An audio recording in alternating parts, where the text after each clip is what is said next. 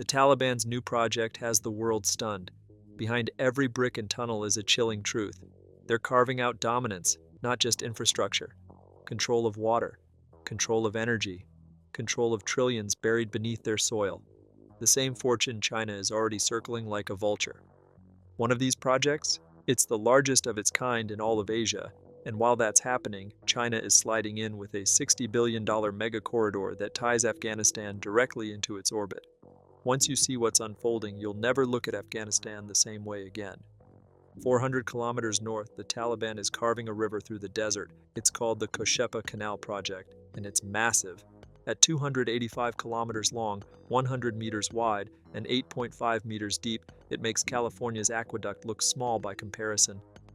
This canal will siphon 20% of the Amu Darya River. That's 10 cubic kilometers of water every single year. The payoff? 550,000 hectares of farmland.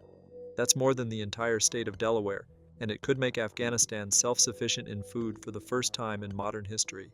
The numbers are staggering. $684 million invested, plus another $100 million from Taliban tax revenue, with 6,000 workers digging 24/7.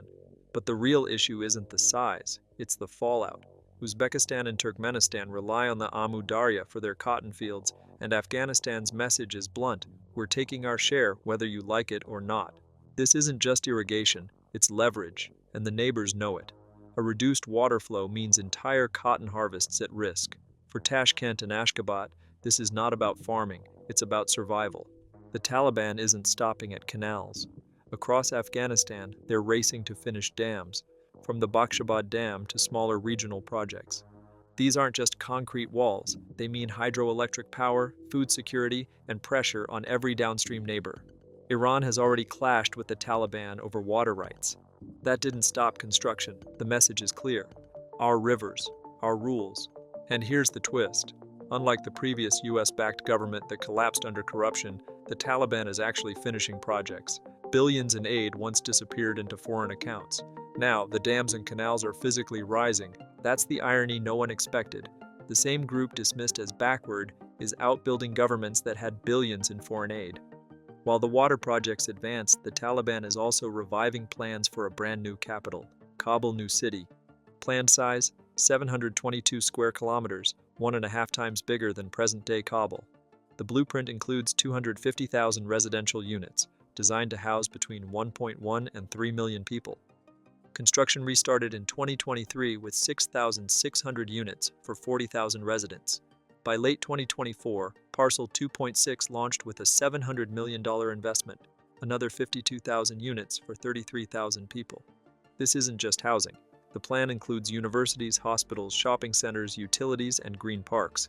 It's a 30-year project in 2 phases, and if completed, it would stand among the largest planned cities in Asia. But the bigger picture is legitimacy. Capitals aren't just where governments sit, they're where nations present themselves to the world. The Taliban is betting that modern towers, business districts, and hospitals will speak louder than any speech at the UN. It's also about loyalty. Jobs, contracts, and decades of construction tie entire communities to the project. If successful, Kabul New City becomes their crown jewel, the physical proof that Afghanistan has moved beyond war. Symbolically, it's striking. A country long known for ruins is now drafting blueprints for skyscrapers. Neighborhoods once flattened by bombs are being replaced by high-rises and parks. Geography is destiny, and Afghanistan sits at the center of it. The Taliban knows it, and they're moving fast to capitalize. In May 2025, China expanded its $60 billion CPEC corridor straight into Afghanistan. That connects Beijing directly to Central Asia's markets and Afghanistan's mineral wealth. Next up is the Trans-Afghan Railway, a $4.8 billion, 573-kilometer line from Uzbekistan to Pakistan. It cuts freight transit from 35 days to just 4. But it won't be easy. The route requires over 300 bridges and 5 tunnels through some of the toughest terrain in the world. And projects aren't just on paper. In 2023, the CF Herat Railway shipped its first 655 tons of cargo to Iran, giving Afghanistan long-sought access to global ports. For decades, Afghanistan was a dead end on the map, landlocked, isolated, and trapped by politics. With new steel tracks cutting across deserts and mountains, it suddenly has an exit. And it isn't just about Afghanistan. For Uzbekistan, the railway offers a long-awaited corridor to the Arabian Sea, bypassing Russian routes and diversifying its trade lifelines. For Pakistan, it's another attempt to revive its dream of becoming South Asia's trade gateway. For Iran, it's a chance to anchor itself deeper into regional commerce. The Taliban's message is blunt: ignore our politics, but you can't ignore our geography.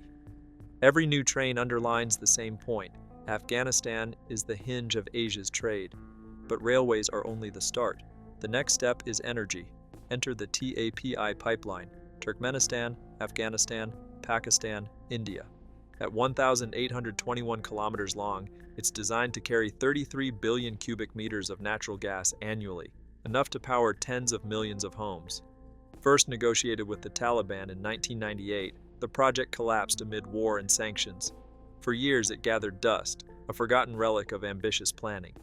Now the Taliban has dusted it off and revived it, presenting themselves not as insurgents, but as middlemen of energy.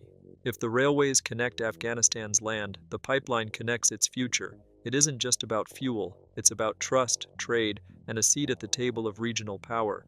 Imagine a pipeline cutting across Kandahar, Helmand, and Herat, provinces once defined by battlefields, now rebranded as energy corridors.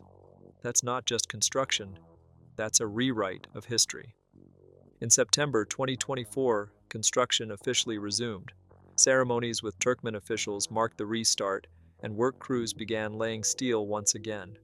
If completed, TAPI could bring Afghanistan $1 billion annually in transit fees and create thousands of jobs along the route. Of course, the risks are clear.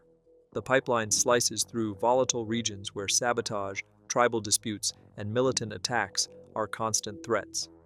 Every kilometer of pipe is a gamble, but the payoff is just as clear: a steady flow of cash and a new kind of leverage over its neighbors.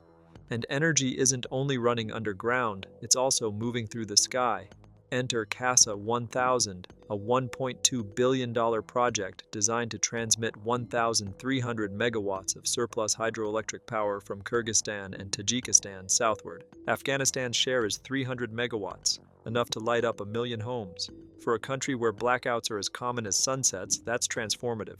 Imagine villages where children can finally study at night without kerosene lamps, or small factories running for full shifts instead of stalling after a few hours. That's not just convenience, that's development. Construction resumed in 2024 with World Bank support. But here's the twist: the payments are structured to bypass Taliban control. They don't touch the money, but they still reap the benefits of hosting the project. It's a paradox, the world refusing to recognize the Taliban politically, but forced to work with them economically. That's the quiet reality of geography. You can sanction leaders and freeze banks, but when the power lines run through their mountains, cooperation is unavoidable. Above ground is only half the story. Beneath Afghanistan lies trillions in mineral wealth, lithium, copper, and rare earths, resources critical to the global tech and energy industries. In July 2024, China's long-delayed Ainak copper mine finally restarted after 15 years. Meanwhile, Taliban coffers are growing. In 2022, they collected $1.54 billion in revenue, much of it from mining taxes, and that revenue is being reinvested in infrastructure, roads, railways, and tunnels, which in turn make it easier to extract more minerals. For once, Afghanistan's buried fortune may remain inside its borders. Then there's the Salang Tunnel, 2.7 kilometers long, carved by the Soviets in 1964, sitting 11,000 feet above sea level.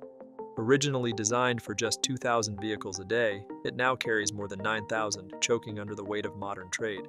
It was infamous. In 1982, disaster struck when collisions inside sparked an explosion and fire that killed up to 2,700 people, one of the deadliest road accidents in human history. For decades afterward, Afghans whispered its nickname, the Death Tunnel. Driving through it meant gambling with your life. Broken ventilation spewed toxic fumes, avalanches loomed overhead, and traffic jams inside sometimes lasted for hours. But in December 2023, the Taliban stunned the world. They rebuilt it. The price tag? $100 million, nearly a quarter of Afghanistan's annual tax revenue. For a government starved of recognition and foreign aid, that was no small feat. From disaster site to national lifeline, the Salang Tunnel is now the beating artery of Afghanistan. It links north to south, farms to cities, and minerals to markets. Without it, the country quite literally splits in two. And here's the catch. The tunnel isn't just concrete and asphalt. It's power. Whoever controls the Salang controls Afghanistan's bloodstream, the flow of goods, the taxation of trade, and the strategic choke point between Central and South Asia. For the Taliban, it's more than an engineering project. It's leverage. Critics dismiss it as a PR stunt, a showpiece to polish the Taliban's image. But ask truck drivers and traders and you'll hear a different story. Journeys that once took days are now faster, safer, and less deadly. Families who once sent loved ones through with prayers now talk about smoother trips and shorter delays. For ordinary Afghans, the rebuilt tunnel isn't politics, it's progress. And the symbolism runs deep. The same road once soaked in smoke, chaos, and blood has been reborn as a functioning artery of trade. It's proof, at least for now, that Afghanistan can build, not just bury. Piece it all together: canals, dams, cities, railways, pipelines, power lines, mines, and tunnels. The Taliban is transforming Afghanistan from an opium economy into a hub of water, energy, and trade. The risks are obvious: water disputes with neighbors, insurgencies that could sabotage projects, and international isolation that chokes investment. But the rewards, they're enormous. Imagine Afghanistan not as a war zone, but as Asia's beating crossroads, a landlocked nation finally unlocking its own veins. And that leaves the final question. It isn't whether the Taliban is building, that much is undeniable. The real question is whether the world is ready for what happens when they finish. Like the video and hit the subscribe button to get more updates.